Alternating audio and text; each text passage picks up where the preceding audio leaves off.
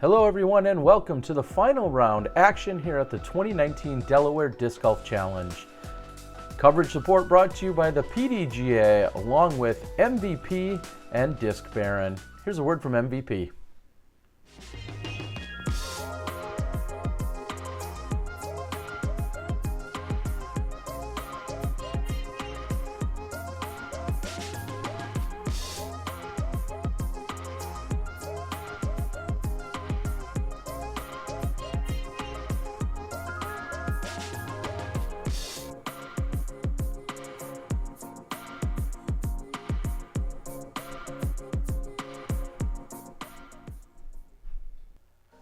We're starting things off here on hole number 1, which is a left to right gentle bend at 350 feet.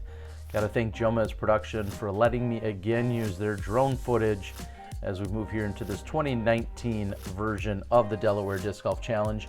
Now, I did reach out to a few of our top women competitors in hopes of having them join me for the commentary, but with a late night travel on Sunday and trying to release this as quickly as possible here on Monday, unfortunately, it didn't work for anyone else to join me, but it wasn't from their willingness. It was just a matter of timing. So we're watching Catrina Allen with a pretty good start here. She stays clean. Cat going with a M2. And I believe that's a gold line Claymore for Kristin Tattar.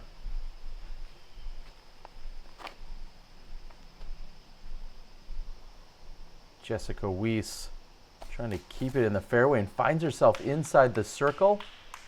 We start 6 back of second place and 8 back of Catrina, who's our leader at 7 under. And Alisha Schafer with a meteor mid-range turnover. I'm going to somewhat stand down and let plenty of the play do the talking here. I don't want to overbear you guys with single person commentary, so I may not give you as many insights or details, just so that we can let the golf kind of do the action and call the shots for you as we watch a couple of approach shots here.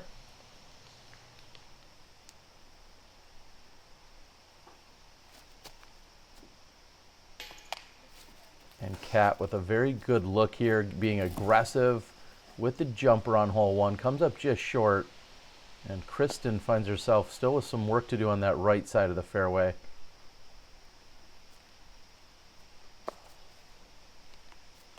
And Jessica's first putt of the day off the mark.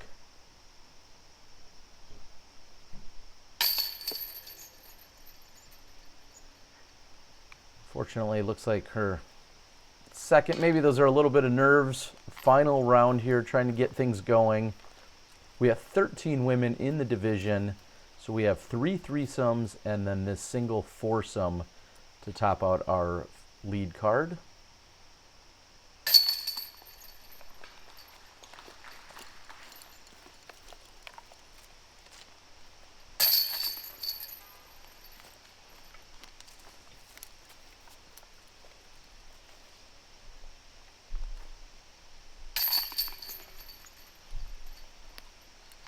Couple pars and a couple of bogeys. Somewhat surprising on hole 1, but you have a walk over to the hyzer for a righty backhand that we'll find on hole 2. 310 feet. Clearly, and I could probably say it 18 times out here, I realize, but hitting a line is what you need to do here. Now, this one has a few scattered lines. If you come in a little inside or you're a little outside, you still may be able to sneak through. There are definitely a few clearly defined lines. It's just a matter of which one are you going to hit, if any. This is kind of the medium height hyzer, and that's going to put her around circle's edge. I believe that's also an M2.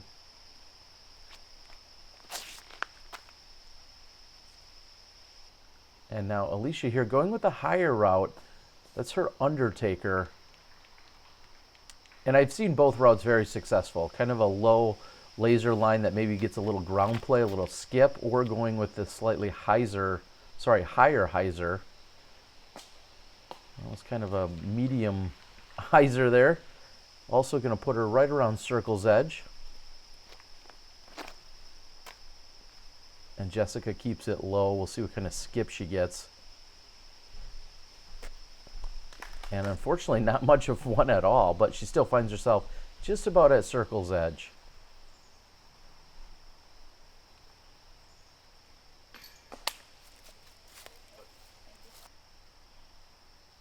Alicia's off the front. And Kat with plenty of power and height, but off her mark.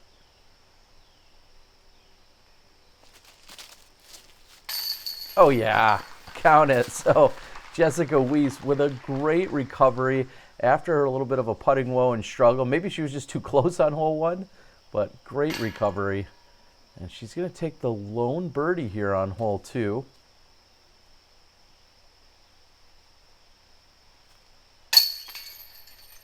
And Kat cleans up for her par. After Kat picked up the stroke on hole one, she sits with that 3-stroke advantage. And as you can imagine, 1, 2, 3, 4 strokes, doesn't matter. Anything could be exchanged out here on this course on any given hole. No lead is safe. We're going to move over to our first par 4 of the round.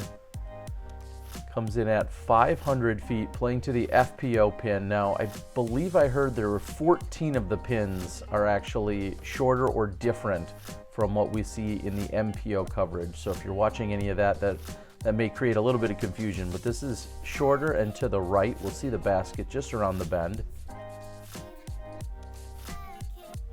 And there it was off to that right-hand side. So anything that plays straight out should give you an angle at the basket as long as you're out to the right. And unfortunately, that's not to the right at all. That is unfortunately probably the worst spot you could find on this hole.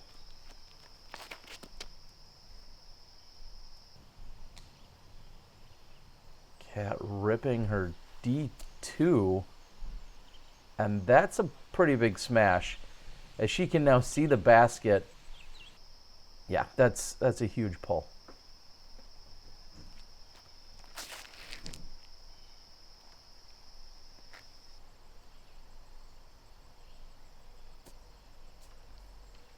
It's an ESP crank by Alisha.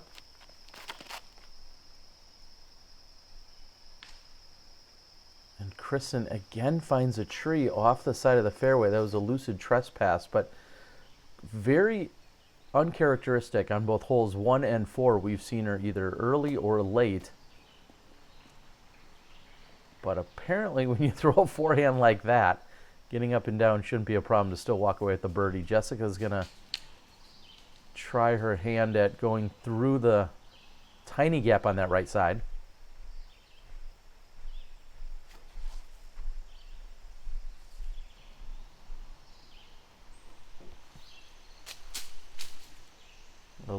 Alisha juiced that one just a little bit. I believe that's a beat up Challenger.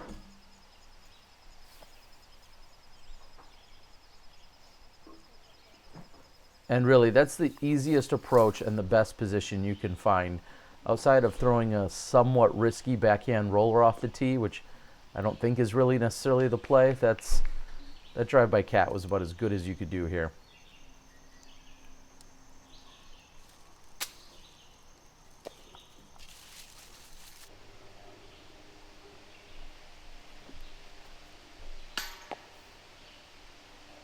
And Jessica again struggles with the short one.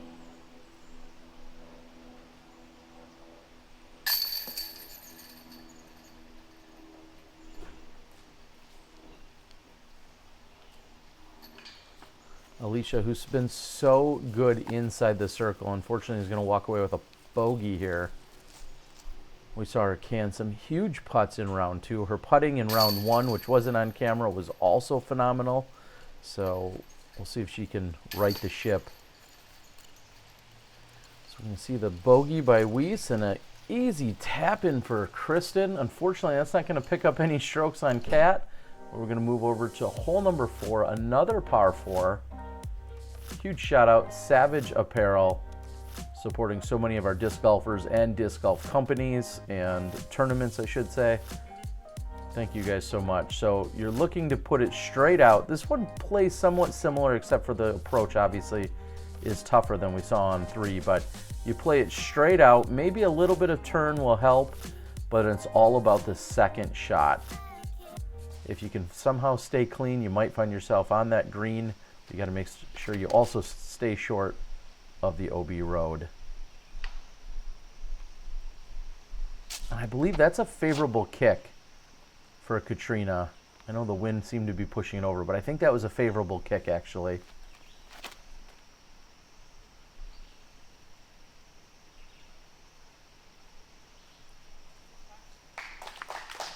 And that's going to put Kristin in pretty good position as I pan over to the basket.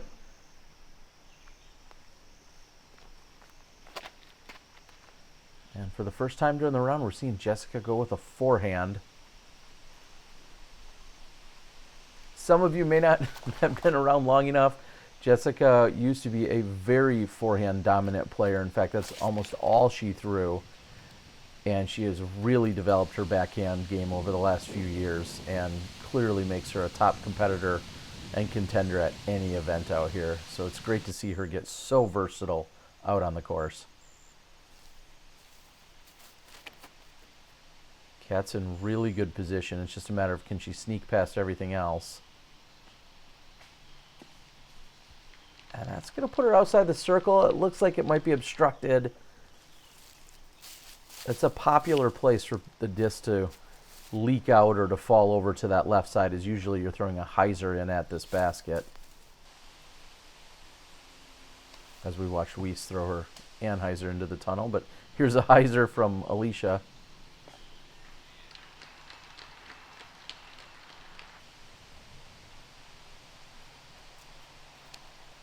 Another hyzer. Oh, slow down. It may have been a really good kick ahead and roll back as it had a little bit of speed as it was tracking right toward the OB road.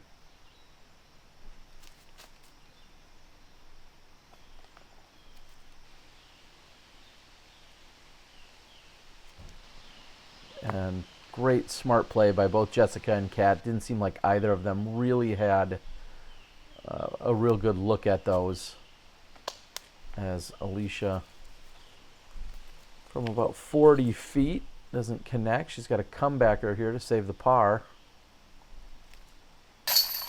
Huge shout out. Nice little gallery that's joined us here for a 9 a.m. or 8:45 tee off on a Sunday morning.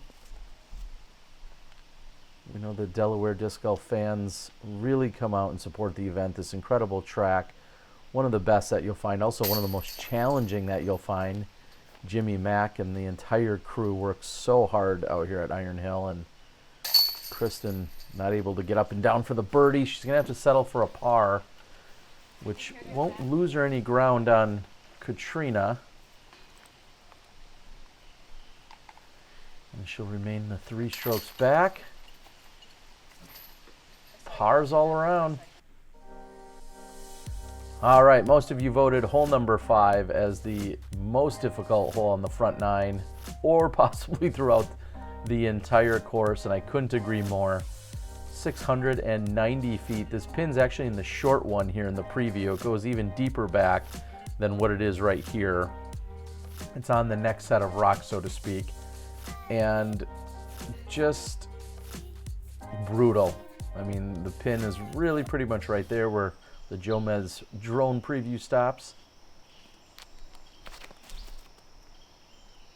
Kat with this X3, and we've seen her with so much control with that disc, and had it just pushed back into the fairway, that shot would have been 10 times better. She gained so much distance, and yet not fully rewarded. If it had just a few feet of push to the left, it would have been unbelievable. And Kristin again with an early release, catching one of the first available, and that's going to be trouble for her.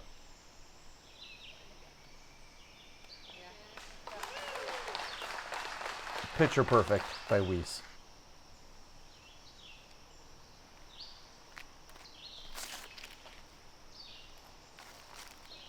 And Alisha playing for control. Unfortunately, she kind of gets over on her buzz. But I do like the play. She says, I'm going to club down. I really want to try and go for placement here. And she got over on it and struggled. But we see Kristin also struggling. That's her third shot. And right behind this huge downed tree, we now see Alisha. She kicks something and heads really not much closer to the basket, but on the other side of the fairway. As hole 5 is proving to everyone out there just how brutal it can be.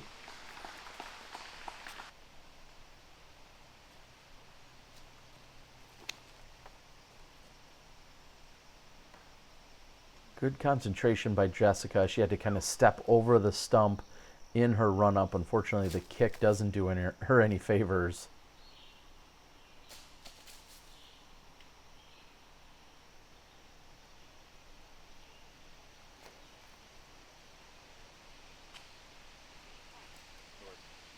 And you'll take a good kick when you get one from time to time. And finally, we're at Katz Drive.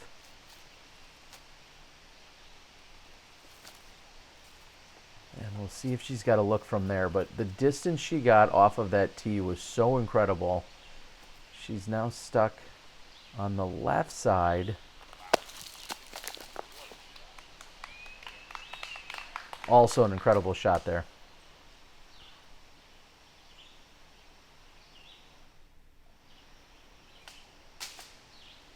You see Jessica lining up her overhand.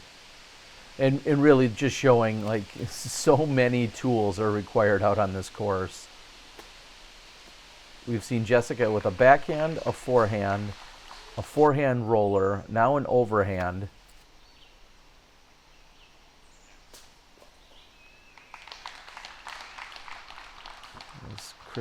Kristin's trying to push herself up the fairway. Nice little flexing turnover.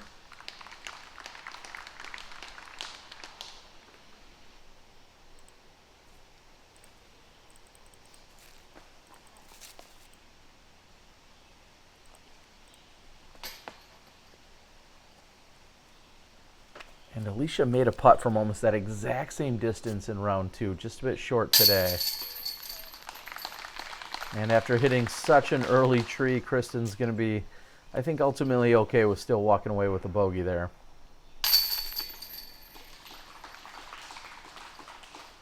Solid par by Weese. Oh, there's Mo. Heading off to the next catch. Thank you so much, Mo. He says he got stuck on the green. Sometimes you get in position and you're trying to film and you don't want to distract any of the other players, as he was hustling around and was helped make editing so much smoother this weekend. I can't say enough about how great it was to work with Mo, really for the first time in such a capacity here at this event. So we're moving on to hole 6. I would have to say this is one of my favorite holes out here. I love the shot that you throw basically straight with maybe a little bit of finish to it to get into a landing zone. Hopefully you're out in the gap on the right side so that you can approach the FPO division playing to the yellow basket right there. I saw Kat just absolutely crush this during the second round. And even with that tree kick, that's not too bad of a spot to be in. She might have a hyzer out and around that second patch of trees.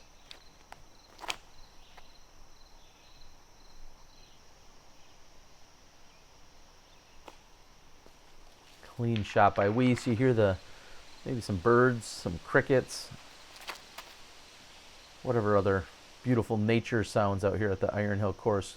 Really gorgeous second and third rounds that we were blessed with. A little bit of rain at the end of the first round, but otherwise we've had just gorgeous weather out here.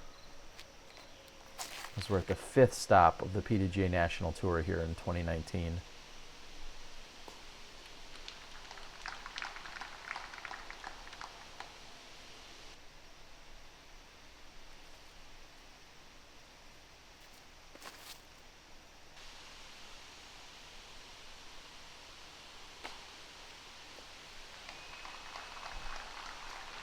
Alisha's left with that for her birdie look.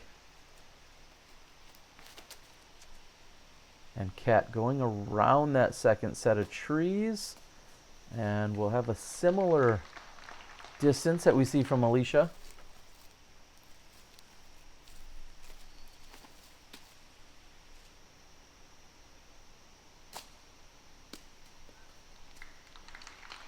Kristin's forehand puts her inside the circle. She's looking for a birdie putt. Kristin on a little bit of a U.S. tour. Her and her significant other, Silver Lot, are here all the way through the USDGC. And they were here for the World Championships, and they're playing just about every weekend. Hello! Huge putt.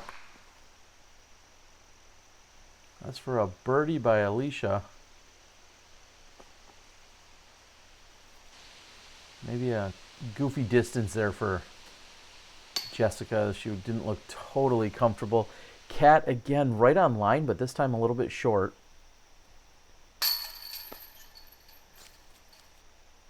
And Kristin can't capitalize. She was there to possibly pick up a stroke on Catrina, but she's not going to be able to do so.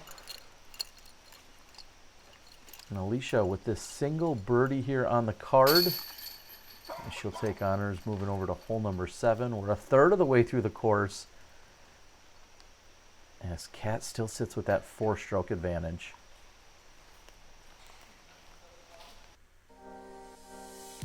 Hole 7, a downhill, slightly fading right. Really tough shot. There is that inside route. I don't think you're going to see a lot of people necessarily attempt it. Jonathan thinks about which way he's going to go as he slows down. And I think throwing a dead straight shot is really the play. I think you'd love to get to right about there. I think what some mistakes are made are people think, well, I really need to turn this hard right and I need to park it. Throw it dead straight and you may have a look at it as well. And Alisha's does turn. That's her meteor. And then it kind of fades back. She's got enough room for it. And she is on the dance floor.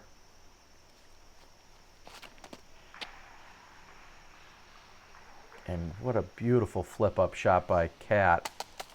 Oh, comes in right next to the basket and lands almost exactly at 31 feet.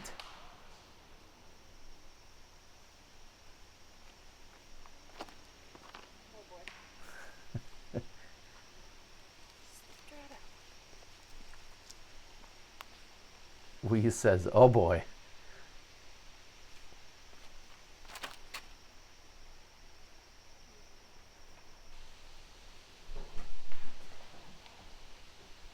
That's low by Kristin. We even have a Sexton Firebird approach here. All right, that'll work.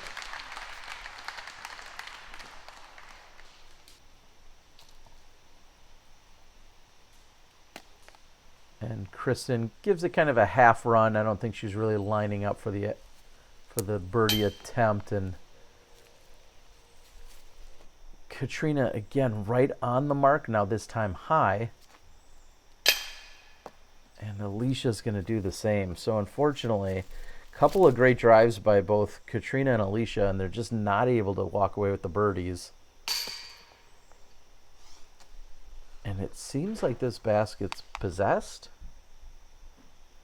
Or it just doesn't like putts. Well, I don't know.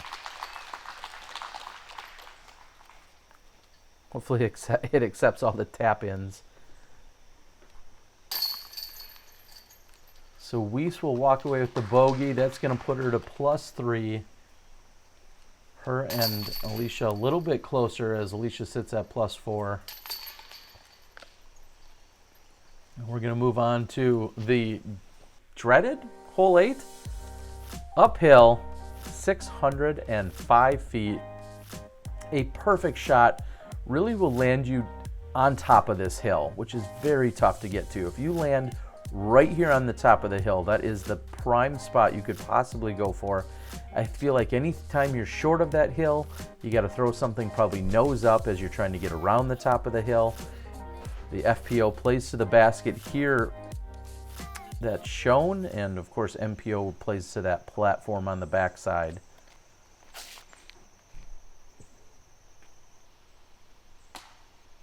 And a solid shot. I think that's an Undertaker by Alisha. I believe this is Katz X3. Oh yeah, that is a really good shot. There's such a premium to be on top of this hillside.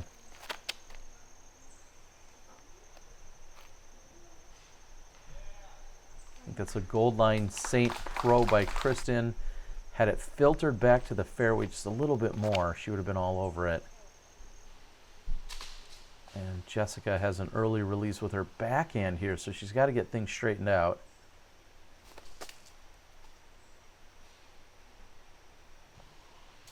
And then she throws a nearly miraculous shot, trying to fight to the fairway. The tree grabs it, pulls it back down into the rough on that left side, and it's like it gravitates. As we see Alicia's, after hitting the tree, do the same thing. It wants to pull it down into the left.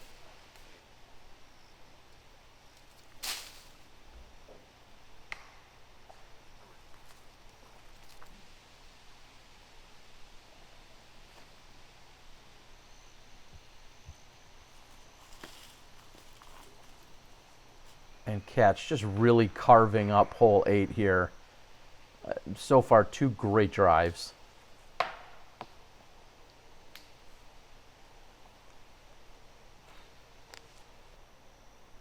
Stupid tree.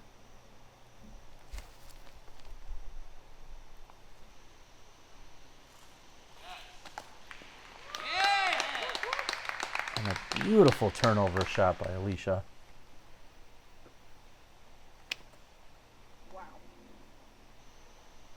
I don't think Jess was necessarily impressed with herself when she said wow. I think she missed her line, but missed it just the right amount, so it still worked out for her.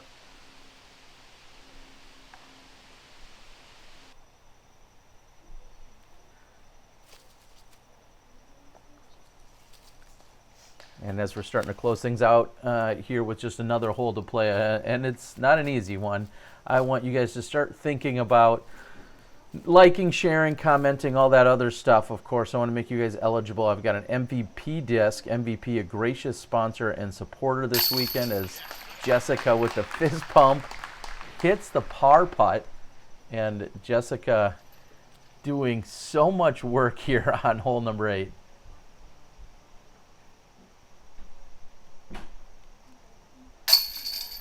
And Alisha also doing her fair share of work here to walk away with the par.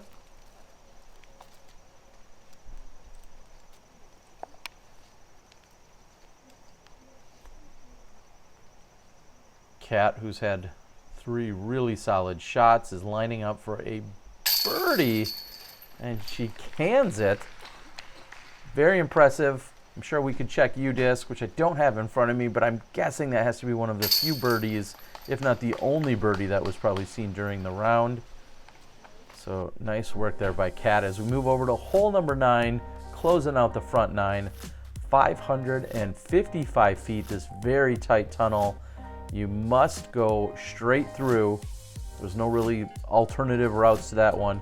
Ideal landing spots right about here.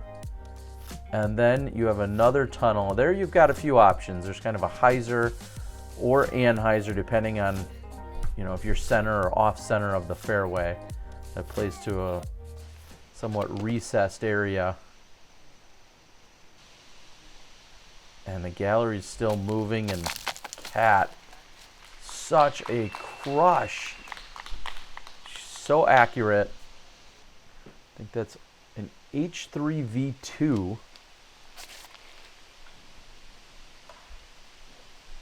And not quite able to get out of the gap. Here's Alisha, I believe that's her Thrasher.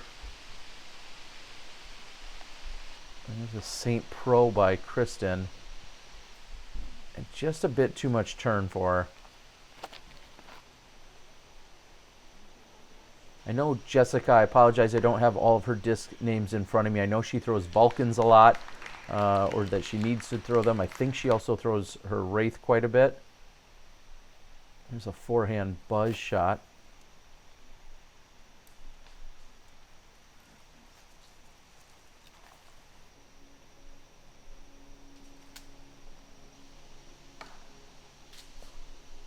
And just when you think you've hit the gap and you're in the open and all clear, you find a tree. Sometimes they're right in front of you, sometimes they're off in a distance, but that was not a favorable kick for Alisha.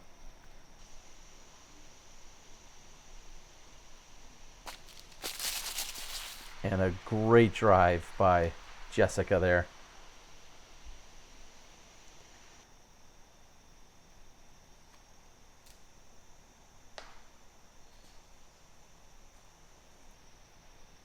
Kristin having her struggles. She sits 5 back of Kat. Again, I don't feel like any lead is comfortable on this course. Namely because you have holes just like this, where anything can happen. You have what you feel like is a great drive, but then sometimes you may still be pushed up against a tree or have some rough in front of you. And Kat, pretty good looking forehand here.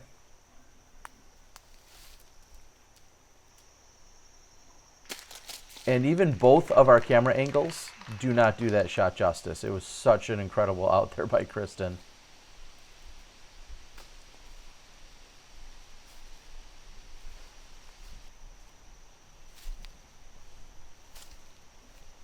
And Kat, as she knows it, she's been so close. She's still shooting a great round, but has been just a few inches low of dominating this course. Jessica squeaks that one in as she shakes her head. And we're going to close things out. I want to thank MVP for being a huge supporter and sponsor of the coverage this weekend. As Mo almost wipes out. I also want to thank Savage Apparel, Legit Disc Golf. Thank you guys so much. And Disc Baron, who has graciously supported me and a lot of FPO coverage. Thank you guys. Leave a comment so you can win a disc. Any comment you got for us, make it nice. We'll see you on the back nine.